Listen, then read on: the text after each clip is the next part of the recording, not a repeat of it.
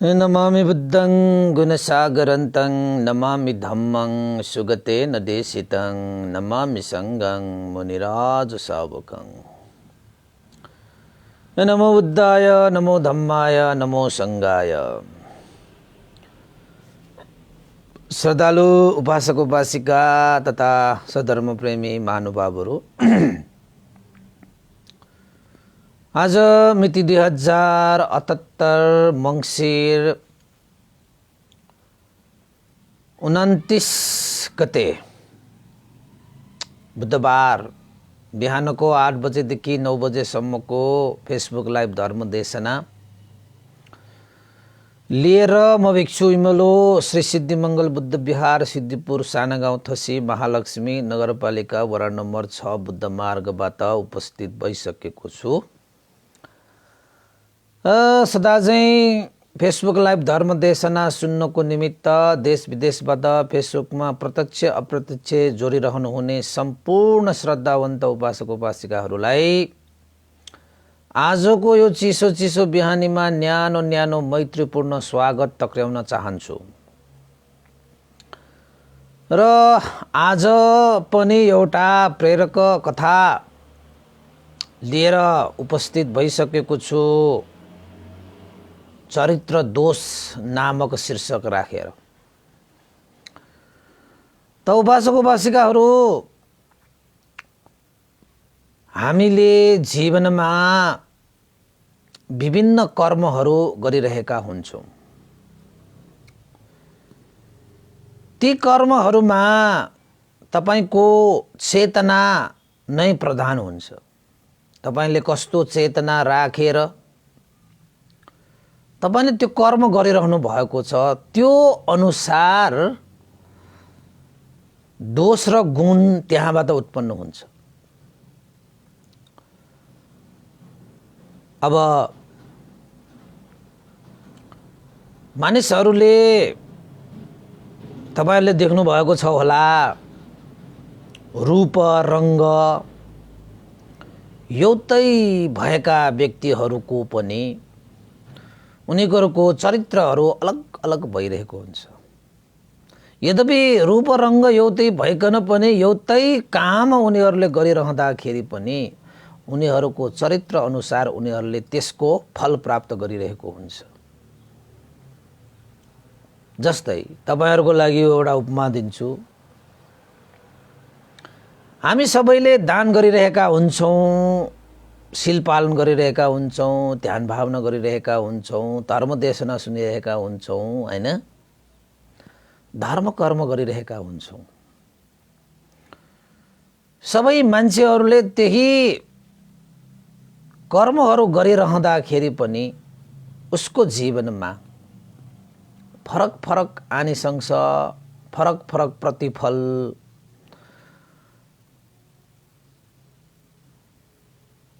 प्राप्त गर्नुको पछाडिको कारण भनेको उनीहरूको चरित्र दोष, चरित्र गुणमा त्यो आनिसंसहरू फरक फरक भएका हुन्। जस्तै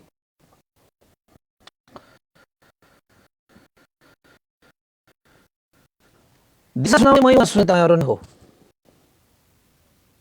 त यो देशनाले कसैले कति लिइरहेको हुन्छ, कसैले कति हैन लिइरहेको हुन्छ, त्यसमा फरकता त पाइन्छ। त्यो फरक कसरी हुन्छ त भन्दाखेरि तपाईले त्यो देशना सुन्दाखेरि कसरी सुन्नु भएको छ, तपाईको चेतना कुन स्तरमा राखेर तपाईले त्यो देशना सुन्नु भएको छ, त्यो चेतनाको स्तर अनुसार तपाईले त्यो प्राप्त गरिलिने त हो नि। आखिरमा देशना त एउटै हुन्छ। जस्तै तपाईको भगवान बुद्धले देशना गर्दाखेरि पनि कतिले अरहन्त फल प्राप्त गरिलिन्छ, कसैले श्रोतापन्न मात्रै लिन्छ, त कसैले त ज्ञानै लिँदैन, अझ कतिले त भगवान बुद्धलाई नै गाली गरेर पठाउँछ, कतिले त सुन्न पनि सक्दैन, कतिले सुन्दाखेरि चाहिँ कानै शीतल हुन्छ। देशना त त्यही हो नि, देशना त त्यही हो नि। यस्ता घटनाहरू थुप्रो छन् उपासक उपासिकाहरू। त्यसैले मनुष्य जीवनमा कर्म एउटै भइकन पनि त्यसको प्रतिफल फरकता हुनुको कारण के होला भन्ने सबैलाई जिज्ञासा हुनु स्वाभाविकै हो, हैन? त्यो फरकता भनेको मानिसको चरित्रले फरकता पार्ने हो। जस्तै तपाईको उपमा दिन्छु म, दुईजना व्यक्तिहरू छ, तपाईँ र कोही अरू ठान्नुहोस्। दुईजना व्यक्तिहरूमा एउटै चिज एउटै व्यक्तिलाई दान गरेछ, हैन? दिने व्यक्ति पनि समानै छ, मनुष्य नै हो। लिने व्यक्ति पनि अब श्रम नै भनौँ समानै हो। दिएको विषयवस्तु पनि त्यही हो। तर उनीहरूको जीवनमा प्रतिफल आउँदाखेरि फरक, आकाश जमिनको फरक आयो। त कसरी आउँछ त त्यो फरकता भनेको? तपाईले दान गरिरहनु हुँदाखेरि तपाईको मनमा गुण वा दोष केले युक्त भएर तपाईले दिनुभएको हो, त्यो चेतनामा तपाईको दानको प्रतिफल निर्धारित हुन्छ। विषयवस्तुले तपाईको प्रतिफल निर्धारण गर्ने होइन, तपाईको चेतनाले त्यो विषयवस्तुको प्रतिफल निर्धारण गर्ने हो, हैन? अब दुईजना व्यक्तिले एउटा भिक्षुलाई कुनै चिज दान गरे, ल भन्नुहोस्। एउटाले दान गरेको चाहिँ यो दान गरे बापत मैले यति पाओस्, यो पाओस्, त्यो पाओस्, हैन? चाहना, इच्छा, स्वार्थ राखेर दान गरेको छ, एउटै विषयवस्तु दान गरेको छ।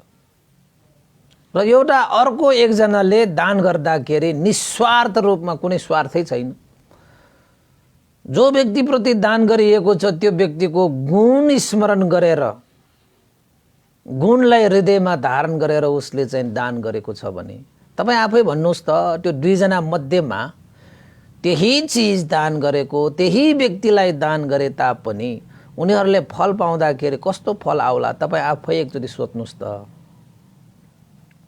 मनमा स्वार्थ राखेर दान गर्नु र निस्वार्थ राख्न भावना राखेर दान गर्नुमा फरकता पाइन्छ कि पाइँदैन? दान गरेको विषयवस्तु त्यही हो, दान ग्रहण गर्ने व्यक्ति पनि त्यही हो, तर त्यो दानको प्रतिफल हामीले प्राप्त गर्दाखेरि आकाश जमिन फरकता पाइन्छ। त्यो मनुष्यको चरित्र, मनुष्यको चेतना, गुण र दोषको आधारमा तपाईलाई प्रतिफल पाउने त हो नि, प्रतिफल पाउने त हो नि। र अर्को,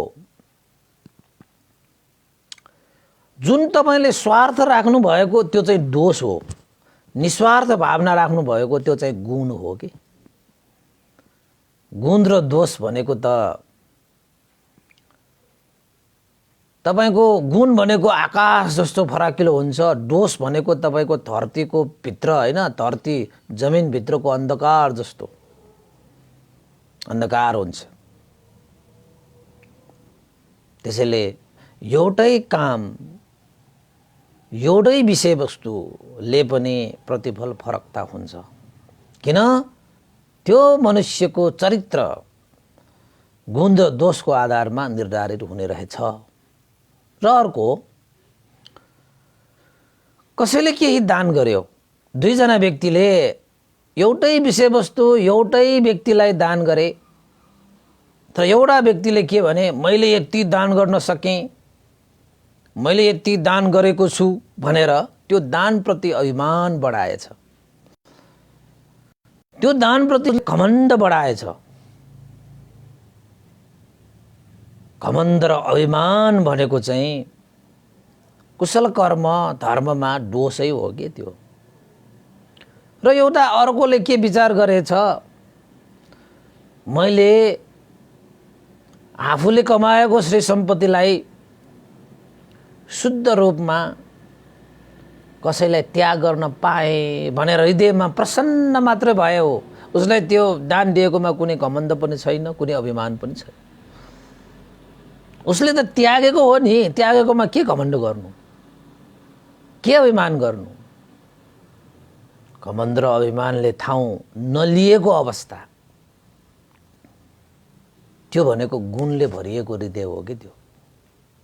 मैले कसैलाई उपकार गर्न पाएँ, मैले कसैलाई दान गर्न पाएँ, त्याग गर्न पाएँ, कुशल कर्म गर्न पाएँ, धर्म गर्न पाएँ भनेर उसले हृदयमा राखे, धारण गरे, त्यो गुणले युक्त भएको हृदय हो। र अभिमान र घमण्ड चढेको, मैले यति दान गरेँ, उति दान गरेँ, यसलाई पनि सुनायो, उसलाई पनि सुनायो, तिमीले गर्न सकेछ, मैले गरेको छु, फल्ना व्यक्तिकोमा यो धिस्का गरेँ, ऊ चाहिँ दानको आफैले महिमा गाएर आफ्नो नाम, अभिमान, घमण्ड, अहम भावना वृद्धि गरेको। अब त्यसको तपाईँ आफै भन्नुहोस् त, त्यो दुईजनाको दान यदि कसैले तपाईँलाई गरेको भए, तपाईँलाई गरिएको दानप्रति कसैले त्यस्तो व्यवहार गर्छ भने तपाईँलाई निको लाग्छ? लाग्दैन नि। र तपाईँलाई थाहा हुन्छ कि कुन चाहिँ दान शुद्ध छ, कुन चाहिँ अशुद्ध भन्ने कुरा तपाईँले त्यतिकै थाहा पाउन सक्नुहुन्छ। जुन दानमा अभिमान, घमण्ड, ममकार, अहङ्कार हुन्छ, त्यो दान कहिले पनि शुद्ध हुन सक्दैन। जुन दान त्यागपूर्ण छ, श्रद्धा, आस्था, गौरवपूर्ण छ, कुनै लोभ, कुनै स्वार्थ छैन, त्यो दान साँच्चै महान हुन्छ। र फल आउँदाखेरि पनि एउटाको फल महान हुन्छ, अर्कोको फल तुच्छ हुन्छ। फरकता त पाइन्छ। त्यो किन भएको त भन्दाखेरि गुण र दोषको आधारमा तपाईको कर्मको फल तपाईले पाउने हो। मैले यति गरेको छु, उति गरेको छु भनेर त्योबाट फल पाउने चाहिँ होइन। सानो से सानो एउटा चामल मात्र दान दिएर पनि महान फल प्राप्त गरेर गएका व्यक्तिहरू छन्। भगवान बुद्धको शिक्षामा त्यो हामीले पढ्न पाउँछ, सुन्न पाउँछ। महान चाहिँ तपाईको दान गरेर पनि मनलाई दोषपूर्ण तरिकाले दान गरेको कारणले केही फल नपाइकन हात खाली भएका व्यक्तिहरूको पनि हामी देशमा सुन्छौं, कथाहरू सुन्छौं। त्यसैले दानमा मात्र त्यस्तो होइन, तपाईको शील पालनमा पनि त्यस्तै हो। शील पालन गर्दा गर्दै पनि त्यो शील प्रति नै तपाईले अभिमान गर्नुभयो, घमण्ड गर्नुभयो भने त्यो शील पालना गरेर तपाईले फल प्राप्त गर्न सक्नुहुन्न। त कसैले शील पालन गरिरहेको हुन्छ, शील पालन गर्नु राम्रो हो, चरित्रवान हुनु हो, शील पालन गरियो भने ध्यान भावना अभ्यासको लागि यो आधार हुन्छ, जीवनको जग हो भनेर त्यो शील प्रतिको गौरव, श्रद्धा, आस्था, गुणलाई, शीलको गुणलाई धारण गरेर उसले पालन गर्छन् भने त्यो शीलबाट उसलाई महान आनिसंस प्राप्त हुन्छ। तर अर्को एकजनाले त्यही शील पालन गरेर कुनै स्वार्थ राखेर शील पालन गर्ने, कुनै चाहिँ तपाईको अभिमान, घमण्ड, हैन, ममकार, अहंकार जगाएर शील पालन गर्ने। पालन त शील पालन गरेकै हो, तर त्यसको पछाडी मान, अभिमान, घमण्ड, ममकार, अहंकार छ भने त्यो शीलमा पनि के भयो? दोषयुक्त शील भयो।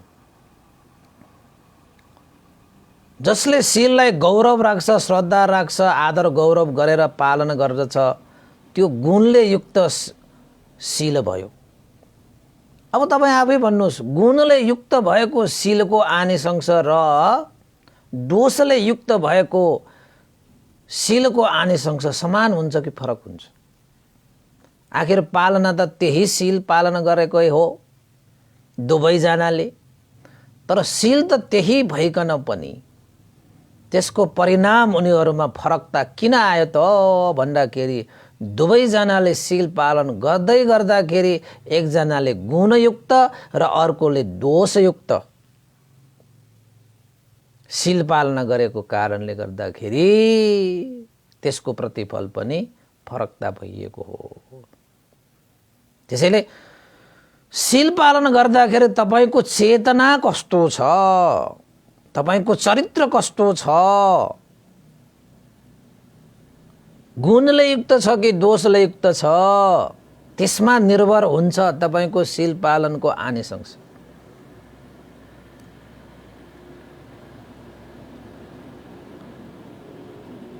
त्यसरी हामीले बुझ्न सकियो भने अब तपाईले दान गर्दाखेरि दोषयुक्त दान गर्नुहुन्छ कि गुणयुक्त दान गर्नुहुन्छ, तपाई आफै भन्नुस्। शील पालन गर्नु हुँदाखेरि दोषयुक्त शील पालन गर्नुहुन्छ कि गुणयुक्त शील पालन गर्नुहुन्छ, तपाई आफै भन्नुस्। पाल्न त शीलै पालन गर्ने हो, गर्न त दानै गर्ने हो, तर त्यो गर्दै गर्दाखेरि तपाईको चेतना कस्तो छ, तपाईको चेतनामा के युक्त गरेर तपाईले गर्नु भइरहेको छ, त्यो चाहिँ महत्त्वपूर्ण हुन्छ के उपासक उपासिका, महत्त्वपूर्ण हुन्छ। तपाईको चेतना श्रेष्ठ छ, पनिट छ, निर्मल छ, विमल छ भने त्यो श्रेष्ठ चेतनालाई गरिएको कर्मबाट श्रेष्ठ फल नै पाउँछ। नीच चेतनाले गरिएको कर्महरू नीच फल नै आउँछ। अब त्यस्तै गरी ध्यान भावना, ध्यान भावना त उत्तम श्रेष्ठ पनित कर्म हो नि, कर्म त त्यही राम्रो हो। अब दुईजनाले ध्यान भावना गरे, एकजनाले ध्यान भावना गर्दाखेरि त्यो ध्यानप्रति कुनै अहङ्कार राखिएन, अभिमान राखिएन, स्वार्थ के पनि थिएन, हैन, त्याग चेतनाले ध्यान बसे, गुणयुक्त भएर ध्यान बसे। त एकजनाले ध्यान बस्दाखेरि स्वार्थ राखेर ध्यान बसे,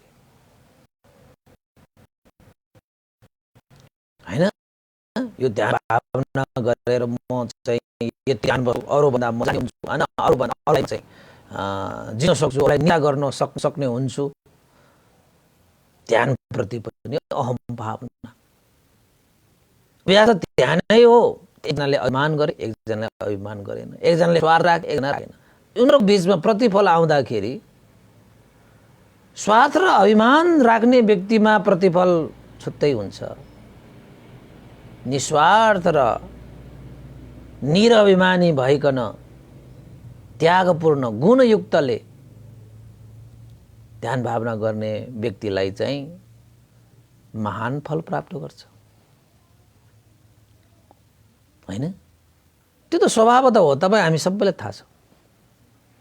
त्यो तपाईँले प्राप्त गरिरहनु पनि भएको होला। त्यसैले उपासक उपासिकाहरू तपाईँले जे काम गर्नुहोस् त्यो गुणयुक्त चेतनाले गर्नुहोस्। यदि गुणयुक्त चेतनाले तपाईँले कर्म गर्न सक्नु भएन भने दानशील भावनाले कुशल कर्म गरे तापनि त्यसबाट आनिशंस प्राप्त हुने भनेको तुच्छ मात्रै हुन्छ। यद्यपि तपाईँले दानै गर्नुभएको हो, शीलै पालन गर्नुभएको हो, ध्यानै भावना गर्नुभएको हो,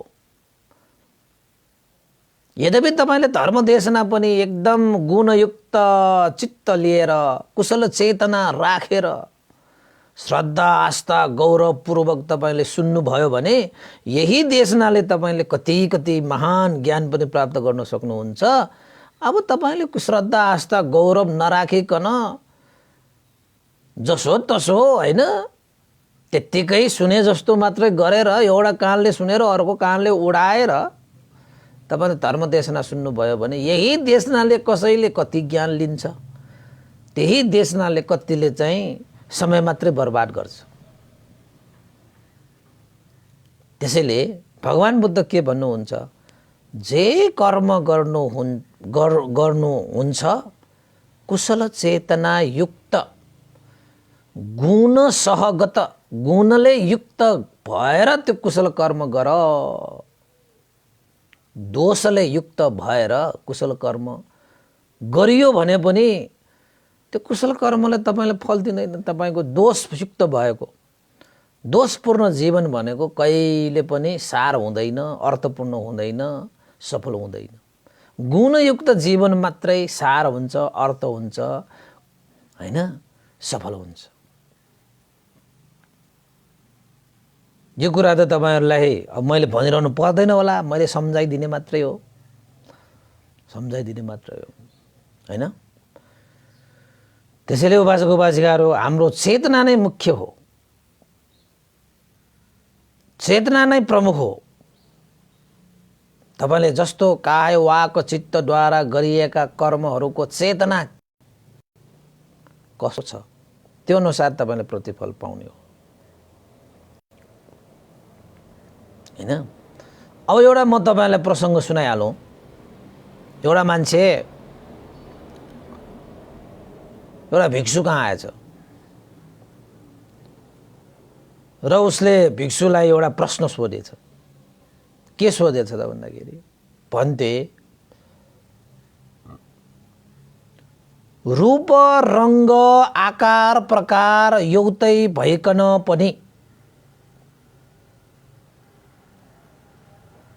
हैन, उनीहरूले गरिएका कर्महरू पनि एउटै भइकन पनि उनीहरूको जीवनमा फरक फरक प्रतिफल आएको मैले देखेको छु। त्यो के कारणले होला? रूप रंग आकार अवस्था र कर्म पनि एउटै थियो, तर प्रतिफल त फरक फरक आयो। एउटाको जीवन आकाश जस्तै फराकिलो भयो, एउटाको जीवन चाहिँ पानी भित्र डुबेर गयो, धरती मुनि गडेर गयो। एउटाको जीवन उच्च भयो, अर्कोको जीवन नीच भयो। एउटाको जीवन सार भयो, एउटाको जीवन पतन भयो। त्यो के कारणले हुन सक्ला भन्थे? रूप रंग आकार प्रकार सम्पूर्ण कर्म क्षेत्र सबै समान भइकन पनि यसरी असमान फल कसरी आयो? यसरी असमान फल कसरी आयो भन्थे भनेर एकजना उपासकले भन्तेलाई सोध्न आएछ। त्यो श्रमण भिक्षुले थाहा पाइहाले कि यो उपासकले बाहिरी रूपमा मात्रै, मंशचक्षुले मात्रै हेरेर यो प्रश्न गर्न आइरहेका छन्, आइरहेको हो। हृदय चक्षु धर्म चक्षुले हेरेर उसले यसको प्रतिफल जानेको छैन रहेछ। श्रमण भिक्षुले त्यो उपासकको जिज्ञासालाई थाहा पाइहाले र भने, ठिकै छ उपासक, यसको उत्तर पाउनको निमित्त भोलि बिहान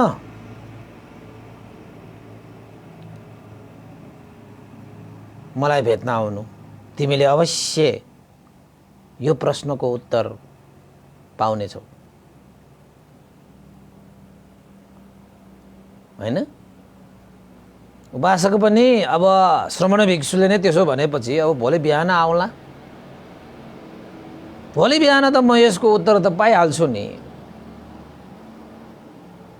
हस्त भन्थे, आजलाई बिदा पाऊ भनेर पञ्चाङ्ग वन्दना सन्दना गरेर गएछ। भिक्षुलाई, श्रमण भिक्षुलाई त थाहा भइसकेको छ। मान्छेहरू बाहिरी दृष्टिबाट मात्रै मूल्याङ्कन गरेर जीवनलाई अगाडि बढाउँछन्, तर वास्तवमा जीवन भनेको भित्री रूपमा जान्नुपर्छ। बाहिरी रूपमा देखिएका सबै कुराहरू त भ्रमै भ्रम हुन्। जीवनलाई त भित्री रूपमा हामीले जान्न सक्नुपर्छ, बुझ्न सक्नुपर्छ, अनि मात्रै त्यो यथार्थता हुन्छ, त्यो परमार्थ हुन्छ। प्रकृति रूपमा मात्रै बुझेर यो जीवनलाई हामीले मूल्याङ्कन गर्न थाल्यौँ भने हामी गलत हुन्छौँ। जीवनलाई बुझ्नको निमित्त त परमार्थमा छिर्नुपर्छ, परमार्थलाई बुझ्नुपर्छ, परमार्थलाई जान्नुपर्छ। परमार्थ मिन्स परम अर्थ, जुन कुरा तपाईले प्रकृतिमा पाउनुहुन्न। यो मङ्स चक्षुले त्यो परमार्थ देख्दैन। त्यसपछि भोलि बिहान त्यो श्रमण भिक्षु दुईटा गागरी, सानो गागरी, कमण्डल जस्तो पाडो लिएर भिक्षु बसिरहेको रहेछ खोलाको तीरमा। त्यो उपासक आयो, भोलि मेरो प्रश्नको उत्तर पाउँछु भनेर भिक्षुको कुती आश्रममा आएछ। अनि त्यो भिक्षु नदेखेर कहाँ गयो होला, मलाई बिहान त बोलाएको थियो, कता गयो होला, मलाई बोलाएर आफू हराउन त नहुने हो भन्दै त्यो उपासक त्यो भिक्षुलाई खोज्दै खोज्दै खोज्दै आउँदाखेरि त भिक्षु त दुईटा कम्बल हैन त्यो भाँडो दुईटा लिएर त्यो खोलाको किनारामा बसिरहेको रहेछ। त्यही उपासकलाई पर्खेर त्यो उपासक पनि भिक्षुले देखेर हत्त नपत्त त्यही खोलाको किनारामा आइपुगे। अनि त्यो उपासकले भन्थे मैले त तपाईलाई कुतीमा खोजिरहेको थिएँ, तपाईँ त यहाँ पो हुनुहुँदो रहेछ, तपाईलाई के बिर्सनु भयो कि के हो? मैले तपाईलाई हिजो सोधेको थिएँ, एउटै रूप एउटै आकार एउटै कर्मभूमि भइकन पनि प्रतिफल आउँदाखेरि फरक प्रतिफल कसरी आयो? रूप आकार कर्मभूमि समान भइकन पनि उनीहरूको जीवनमा असमान प्रतिफल कसरी आयो? कसरी आउँछ? मलाई यो सारै मनमा खट्किएको कुरा। दान गर्दाखेरि, शील पालन गर्दाखेरि, ध्यान भावना गर्दाखेरि, धर्म श्रवण गर्दाखेरि, जस्तो सुकै धर्म कर्म त्यही धर्म त्यही कर्म गर्दाखेरि पनि प्रतिफल त असमान आएको देखियो। यो कसरी हुन्छ? मेरो जीवनमा सारै खत्किएको यो विषय मैले तपाईलाई हिजो सोधेको थिएँ, तपाईँ त यहाँ पो हुनु रहेछ।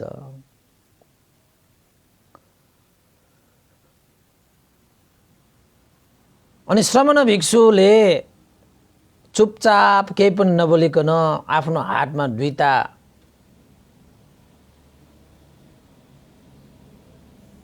त्यो गाग्रीहरू, त्यो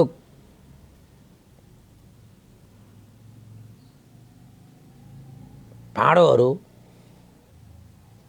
हातमा लिइरहेको चाहिँ त्यो पानीमा डुबाउन लागिरहेको थियो त्यति बेला। अनि पानीमा यसो डुबाउन लागिरहेको बेलामा त्यो उपासकले त्यो भिक्षुको हातको त्यो जुन चाहिँ त्यो भाँडो त्यो गाग्री एउटामा चाहिँ पिठमा एउटा पाल परेको रहेछ, एउटा चाहिँ पाल नपरेको रहेछ। अनि श्रमण भिक्षुले हे उपासक, तिम्रो प्रश्नको उत्तर, तिम्रो जिज्ञासाको उत्तर अब तिमी आफैले हेर्नु, जान्नु, बुझ्नु है त भनेर भने। हुन्छ भन्थे भनेर भने। अनि त्यो भिक्षुले दुईटा त्यो भाँडो, दुईटा त्यो घडा, सानो घडा, एउटा पिनमा पाल परेको एउटा पाल नपरेको, एउटा पिनमा सानो होल पाल थियो, दुवैलाई त्यो खोलामा राखिदिएछ। खोलामा राख्ने बित्तिकै दुईटै त्यो भाँडो, दुईटै त्यो घडाहरू उस्ता उस्तै थियो, केही फरक थिएन। आकार प्रकार रूप रङ्ग सबै एउटै थियो। त उनीहरूलाई चाहिँ राखिएको ठाउँ पनि कहाँ थियो त? खोलामै थियो। पानी भएको ठाउँमा हैन, अलिकति बगिरहेको चाहिँ बीचमा त्यो किनारामा अलिकति पानी त सम्म हुन्छ नि त, त्यति चल्दैन, त्यसैमा राखे। केही बेरपछि जुन पिँधमा पाल परेको त्यो गाग्री छ, त्यो भाँडो छ, कमण्डल जो छ, त्यो चाहिँ बिस्तारै त्यो पालबाट पानी छिरेर आखिर त त्यो भाँडो पानीमा डुबेर कता बगायो बगायो, कता बगायो बगायो, पानीले डुबेर गयो त उ त अर्को भाँडो कमण्डल घडा जुनमा पाल छैन, त्यो चाहिँ पानी माथि नै तैरिरह्यो तैरिरह्यो, त्यो चाहिँ पानीभित्र डुबेर कता गयो भएन। त्यो त अहिलेसम्म पनि देखिरहेको रहेछ। त्यो दृश्य त्यो उपासकले पनि हेरिरहेको थियो। अनि त्यसपछि त्यो भिक्षुले त्यो उपासकलाई यसो हेरे, अब त यसले पक्कै पनि आफ्नो प्रश्नको, आफ्नो जिज्ञासाको उत्तर पाए होलान्। त भिक्षु, श्रमण भिक्षुले भने, हे उपासक, के तिमीले देखेका थियौ दुईटा कमण्डल घडा भाँडोहरू कस्तो थियो? उपासकले जवाफ दिए, भन्थे दुईटा कमण्डल, दुईटा भाँडाहरू, दुईटा घडाहरू, जसकै भन्नुहोस्, त्यही रूप थियो, त्यही आकार थियो, त्यही रङ्ग थियो, उस्तै देखिन्थ्यो। मैले दुईटै त्यही भाँडो घडाहरूलाई मैले देखेको थिएँ भन्थे। त्यो दुईटा घडामा केही फरक त देखेको थियो, हेर्दाखेरि त रूप रङ्ग आकार सब उस्तै थियो। त मैले त्यो रूप रङ्ग आकार उस्तै भएको दुईटा घडालाई मैले फरक ठाउँमा राखेँ? राख्नु भएन। तपाईले त्यो दुईटा घडालाई त खोलामै राख्नु भएको थियो, खोलाको पानी माथि नै तपाईले राख्नु भएको थियो। त के त उपासक, तिमीले त्यो खोलाको पानी माथि राखेको दुईटा घडाको परिणाम के भएको तिमीले देख्यौ त? देखेँ भन्थे। के देख्यौ त? एउटा घडा चाहिँ पानीमा डुबेर कता त्यो कता गयो। अब पानीभित्र त आँखाले देख्न सक्दैन, त्यो कता गयो भन्थे। एउटा चाहिँ घडा चाहिँ अहिलेसम्म पनि मजाले पानीमाथि तैरिरहेको छ, पानीले उसलाई डुबाउन सकेको छैन। त उपासक, अब मलाई भन्नुस् कि यो पानीमाथि तैरिरहेको यो घडा र यो पानीमा डुबेर गएको त्यो घडामा के दोष थियो, के गुण थियो? के कारणले त्यो घडा एउटा डुबेर गयो, अर्को के एउटा घडा चाहिँ तैरिएर बसिरहेको थाहा पायौ त? त्यसपछि त्यो उपासकले भन्थे, जुन डुब्ने भाँडो छ त्यसको पिठमा पाल थियो, मैले देखेको थिएँ, त्यसको पिठमा पाल थियो। त्यो पाल भएको त्यो भाँडो, त्यो घडा पानीमा राख्ने बित्तिकै केही समय त तैरिरह्यो, तर बिस्तारै त्यो पालबाट त्यो पानी त्यो घडाभित्र छिर्न थाल्यो र छिरिसकेपछि पानीले भरिभराउ भएर जति पानीले भरिभराउ भयो त्यति नै त्यो घडा पानीभित्र डुबेर कता गयो। तर यो जुन चाहिँ घडा छ पानीमा अहिले पनि तैरिरहेको छ, यो घडामा कहीँ कतै पनि पाल छैन र त्यसमा पानी छिरेन, त्यसैले ऊ तैरिरहेको छ भन्थे भनेर त्यो उपासकले जवाफ दिए। त्यसपछि श्रमण भिक्षुले जवाफ दे।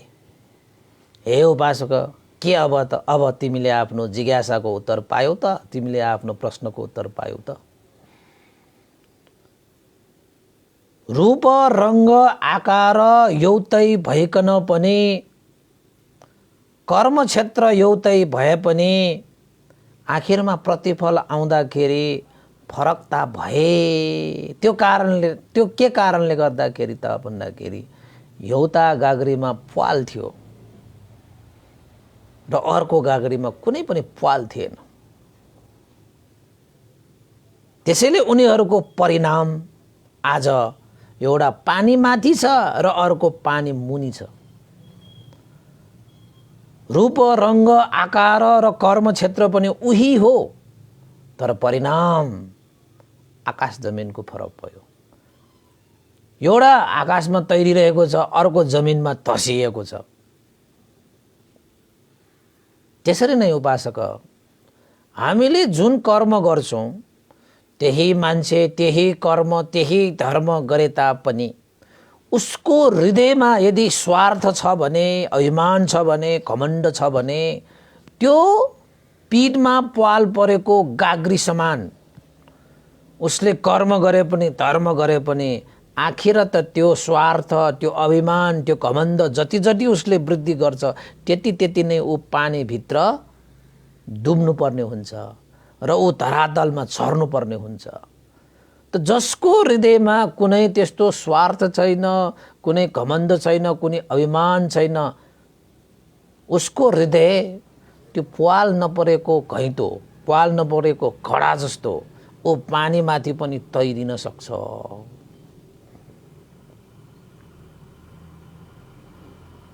जसको मनमा कुनै पनि धर्म कर्म गर्दाखेरि स्वार्थ छैन, अभिमान छैन, उसको प्वाल नपरेको हृदय,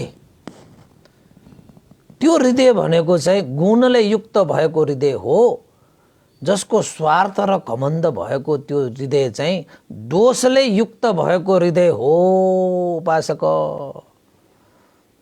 अब त तिमीले आफ्नो जिज्ञासाको समाधान पाउनुभयो होला, आफ्नो प्रश्नको उत्तर पाउनुभयो होला उपासक, होइन? त्यसपछि त्यो उपासकले टाउको हल्लाए, भन्थे मैले बुझेँ। मलाई लागेको थियो यो कर्ममा पनि कसरी फरकता आयो।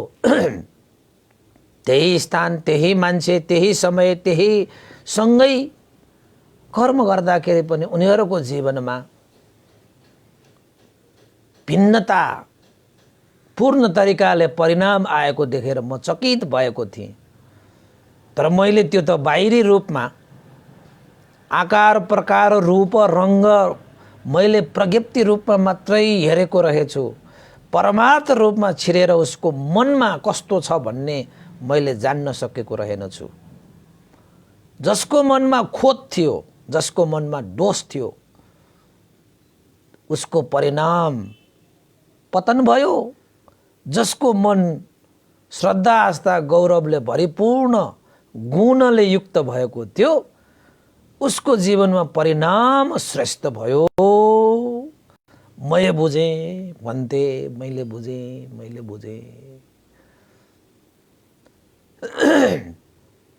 धन्य भन्थे तपाईले, मलाई यो यति कुरा त मलाई हिजो नै तपाईले भन्न सक्नुहुन्थ्यो।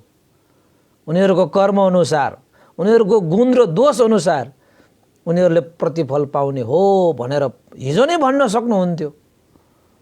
तर आज तपाईले मलाई आफ्नै आँखाले हेर, आफ्नै आँखाले जान, आफ्नै आँखाले बुझ भनेर तपाईले म प्रति करुणा राखेर आज उपमा सहित, त्यो पनि मेरै आँखा सामुन्ने तपाईले पुरा उपमा देखाएर मलाई सम्झाउनु भयो। तपाईप्रति मेरो कोटि कोटि प्रणाम भन्थे। मैले बुझेँ। हे कर्म धर्म गरे तापनि हामीले आफूले गरेको कर्म र धर्ममा अभिमान घमण्ड स्वार्थ राख्नु हुँदैन। जसले स्वार्थ राख्छ ऊ पिठमा पाल परेको घैँटो जस्तो पानीमा डुब्नुपर्छ।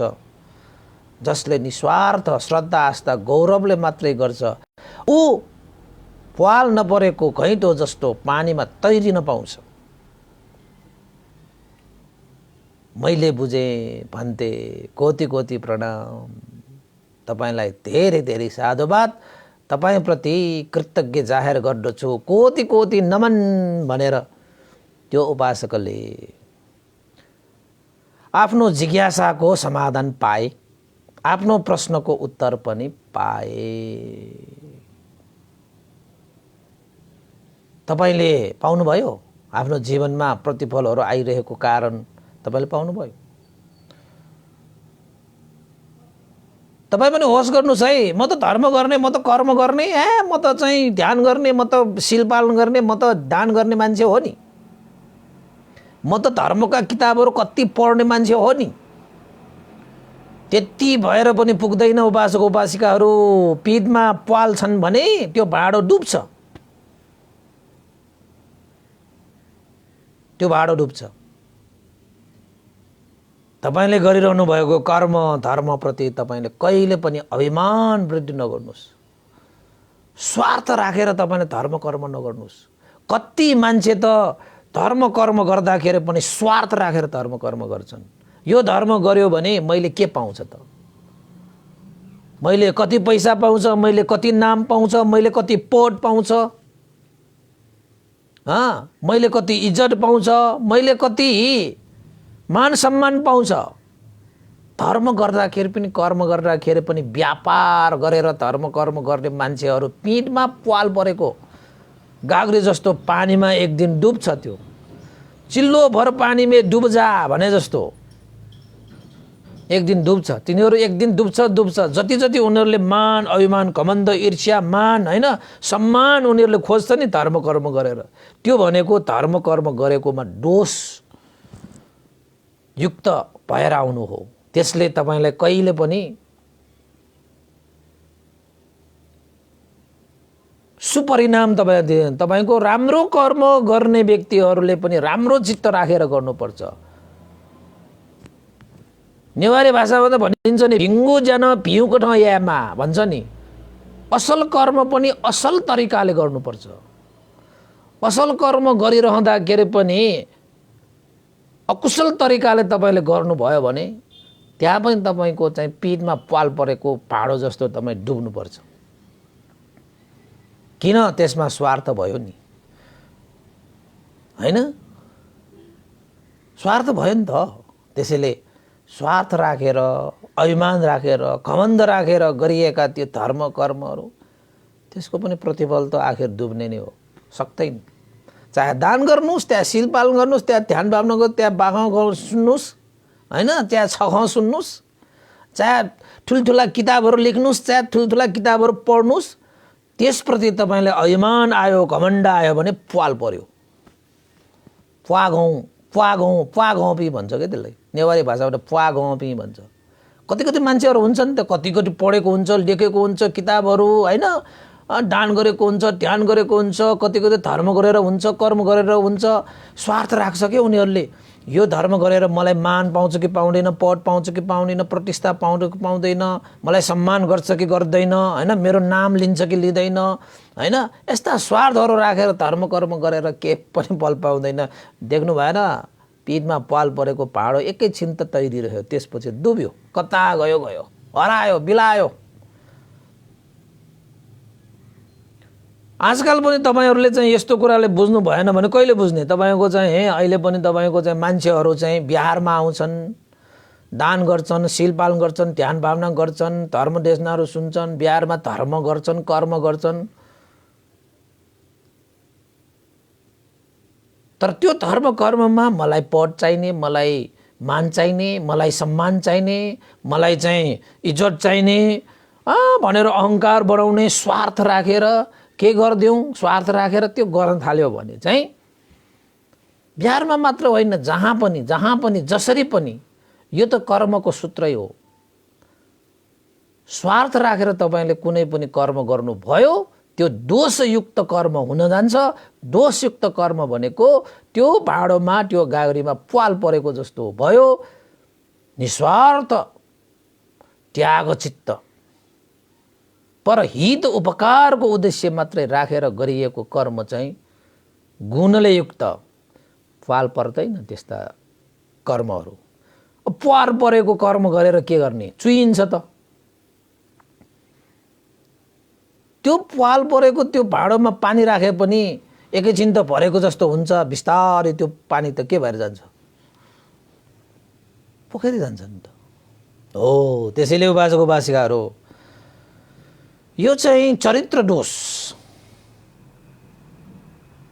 तपाईको चेतनामा खोट भयो भने जस्तो सुकै कर्म गर्नुहोस्, नराम्रो कर्म गर्यो भने त नराम्रो फल पाइहाल्छ। राम्रो कर्म गरे पनि तपाईको चेतनामा दोष खोट छ भने त्यो राम्रो कर्म गरेको भन्दै गर्दाखेरि पनि त्यसको प्रतिफल तपाईलाई मितो आउँदै आउँदैन। त्यसको प्रतिफल एकैछिन भर भए जस्तो मात्र हुन्छ, डुब्छ त। त्यसैले हामीले कर्म गर्दाखेरि शुद्ध चेतनाले गुणले युक्त भएर निस्वार्थपूर्ण परहित उपकारको उद्देश्य राखेर हामीले कर्म गर्नुपर्छ, धर्म गर्नुपर्छ। अनि मात्रै हामीले सुखदायक परिणाम प्राप्त गर्दछ। त्यस परिणाम आइसकेपछि ओहो धर्मले रक्षा गर्दो रहेछ भन्ने कुरा तपाईँ आफैले गर्नुहुन्छ। कोही कोही मान्छे त कस्तो हुन्छ त भन्दाखेरि मलाई धर्म पनि चाहिएन, कर्म पनि चाहिएन, धर्मले के गर्छ र, धर्म गरेर त झन् मेरो जीवन खत्तम भयो भन्ने मान्छेहरू पनि छन्। धर्मले तपाईको जीवनलाई खत्तम पार्छ। तपाईको धर्ममा स्वार्थ लुकेको कारणले, त्यो पिठमा प्वाल परेको कारणले तपाईलाई चाहिँ लाभ नभएको हो। वास्तवमा धर्मले त रक्षा सबैलाई गर्छ, तर तपाईँ रक्षा गर्न लायकको व्यक्ति पनि हुनु पर्यो, अनि मात्रै धर्मले तपाईलाई रक्षा गर्छ। तपाईँ धर्मले रक्षा गर्न लायककै व्यक्ति छैन त तपाईले कसरी लायक गर्छ? स्वार्थ छ के तपाईको मनमा? तपाईको मनमा दोष छ के तपाईको मनमा?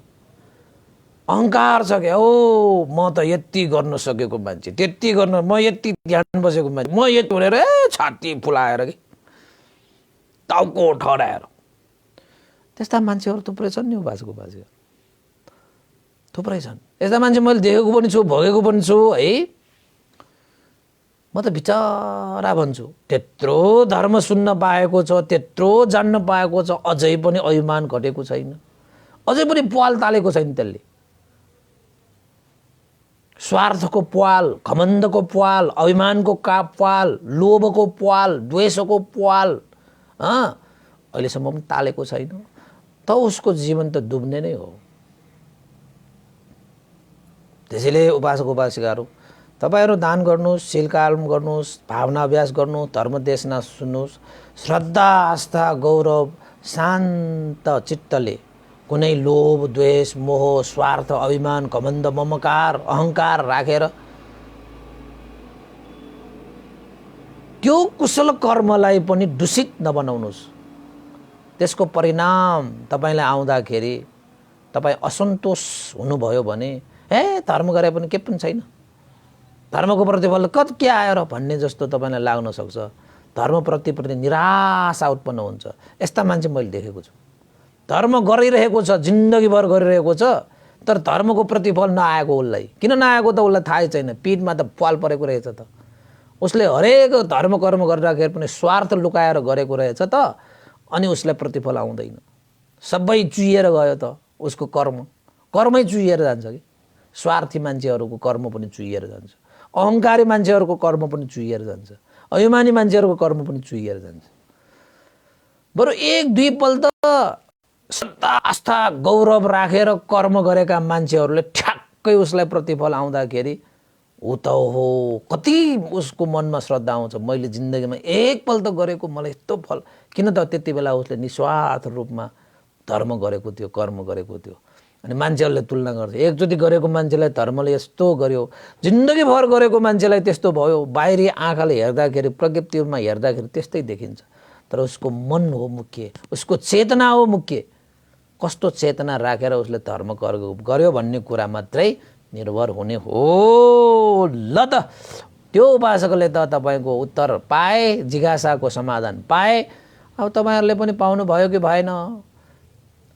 कमेन्ट गर्नुहोला, लाइक गर्नुहोला, सेयर गर्नुहोला है। आजको देशना मैले यहीँ टुङ्ग्याउने अनुमति चाहे। भवतु सब मङ्गलङ। र अन्तमा अब पुण्यानुमान गर्नु उपासक उपासिकाहरू है। पुण्यानुमान गर्नुको निमित्त मैले चाहिँ यहाँ केही उपासकहरूको चाहिँ अनुमोदन गर्नुपर्ने रहेको हुनाले यहाँ लेख्नुहुन्छ, दिवंगत बुबा अनार रत्न कंसाकारको पुण्यतिथि आज मिति 2078 साल मङ्सिर 29 गते बुधबार द्वादशी। आज दिवंगत अनार रत्न कंसाकारको पुण्यतिथि परेको उपलक्ष्यमा परित्राण भोजन अनुमोदन गरिदिनु हुनको निमित्त प्रार्थना गर्नुहुने छोरा अशोक रत्न कंसाकार र बुहारी किरण प्रभा कंसाकार हाल हात्तीगौडा काठमाडौँ र उहाँले श्रद्धा दान स्वरूप यी सेवा मार्फत रु 2000 पनि श्रद्धा दान व्यक्त गर्नुभएको छ। आजको यो पुण्यको आनुभावले अनार रत्न कंसाकारलाई सुगति निर्वाण कामना गर्दै छोरा बुहारी अशोक रत्न कंसाकार र किरण प्रभा कंसाकारलाई पनि सुख शान्ति समृद्धि उन्नति प्रगति रोग शोक भय अन्तराय विघ्न बाधा रहित जीवनयापन गर्न पाउन् भन्ने आशिका गर्दै पनि पुण्यानुमोदन गर्न चाहे, आशिका व्यक्त गर्न चाहे है। त्यस्तै गरी आज हाम्रो उपासिका मेरिना वैद्य को चाहिँ यहाँ उहाँले पनि एउटा चाहिँ श्रद्धा व्यक्त गर्नुभएको छ। उहाँ लेख्नुहुन्छ, नमो बुद्धाय नमो धम्माय नमो सङ्घाय वन्दना भन्ते। आज मिति 2078 8 महिना 29 गते बुधबार द्वादशीका दिन उपासक श्री क्षितिज वैद्यको जन्मदिनको उपलक्ष्यमा स्वास्थ्य मङ्गल कामनाका साथै अनुमोदन गरिदिनु हुन विनम्र अनुरोध गर्दछु। साथै भन्तेप्रति भोजन दान, जलपान दान अनि परित्राण पाठ र भगवानको प्रतिमा अगाडि दियो बालिदिनु हुन र आशीर्वाद प्रदान गरिदिनु हुनको लागि अनुरोध गर्दछु। र यसै धर्मदान श्रद्धा स्वरूप र यी सेवा मार्फत रु 2000 पनि श्रद्धा व्यक्त गर्नुभएको छ। उपासक मेरिना वैद्य तथा सपरिवार सीता पाइला काठमाडौँ भनेर लेख्नु भएको छ। उहाँ जन्मदिन पर्नुहुने क्षितिज वैद्यलाई धेरै धेरै शुभकामना। त्रिरत्नको आनुभावले जीवनमा सुख शान्ति समृद्धि उन्नति प्रगति अभिवृद्धि छाओस् र परिवार मेरिना वैद्य लगाएर सकल परिवारलाई पनि सुख शान्ति समृद्धि छाओस् भनेर आशिका गरे पनि आज पुण्यानुमोदन गर्न चाहे। ल धेरै धेरै साधुवाद छ है। र उपासक उपासिकालाई अब एउटा सानो जानकारी पनि दिइहालौँ है। र हाम्रो बेलुका साँझको 6 बजे पनि हामीले जुम मार्फत आजकल चाहिँ हामीले त्रिबोधी जुम साकच्छा भनेर एउटा जुममा कार्यक्रम सञ्चालन गर्दै आइरहेका छौँ अस्ति शनिबारदेखि। तपाईहरू पनि जोड्नु होला। तपाईहरूको चाहिँ धर्मदेशना सुनेर आफ्नो मनमा लागेका जिज्ञासाहरू हैन, प्रश्नहरू, त्यसपछि धर्मदेशना सुनेर ध्यान भावना अभ्यास गरेर तपाईहरूलाई आफूलाई लागेका अनुभवहरू व्यक्त गर्ने, धर्मका कुराहरू जान्ने, कर्मका कुराहरू जान्ने, भगवान बुद्ध धर्मसँगको विषयमा जान्ने हैन। तपाईहरूलाई चाहिँ मनमा उत्साह हुन्छ, जिज्ञासा हुन्छ, के गर्ने कसो गर्ने। अब तपाईँको जुनसुकै विषयमा, धर्मका जुनसुकै विषयमा तपाईहरूले चाहिँ चाहे त्यो विनयको होस्, चाहे सूत्रको होस्, चाहे त्यो अभिधम्मको होस्, चाहे ध्यानको होस्, चाहे ज्ञानको होस्, चाहे चाहिँ सत्यको होस् हैन, जुनसुकै विषयमा पनि तपाईलाई लागेको कुराहरू चाहिँ अब भन्दैलाई प्रत्यक्ष आएर भेट्न नसके तापनि जुममा भेटेर तपाईले प्रश्न उत्तर गर्न सक्नुहुन्छ है। 6 बजे हरेक साँझ 6 बजे जुमको आइडी र पासकोड मैले चाहिँ भन्देको प्रोफाइलमा मैले पोस्ट गरेको छु। तपाईहरूले पनि त्यही आइडी र पासकोड युज गरेर साँझ पनि जुममा तपाईहरू जोडेर धम्म साकच्छा गर्न सक्नुहुनेछ। त्यो पनि कुशल पुण्य हो। मङ्गलसूत्रमा पनि भगवान बुद्धले भन्नुभएको छ यो धम्म साकच्छा गर्नु पनि मङ्गलै हो।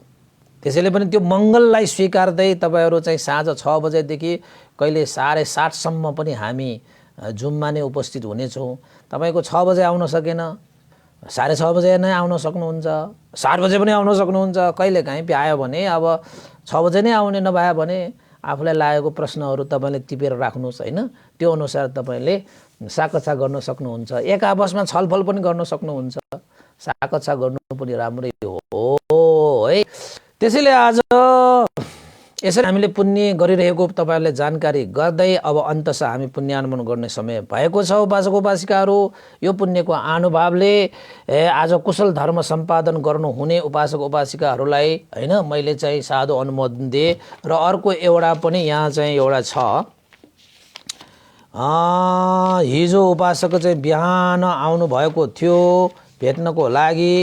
यहाँ चाहिँ हाम्रो नरेश तन्डुकार बाग बजार है, अनि उहाँका परिवारहरू सङ्गीता, नितेश, समीर र उहाँको आमा विष्णुमाया तन्डुकार पनि लेख्नु भएको छ। उहाँहरूले चाहिँ हिजो त्रिवेणी विपसना ध्यान केन्द्र निर्माणको लागि रु 30,000 श्रद्धा दान पनि व्यक्त गरेर जानुभएको छ।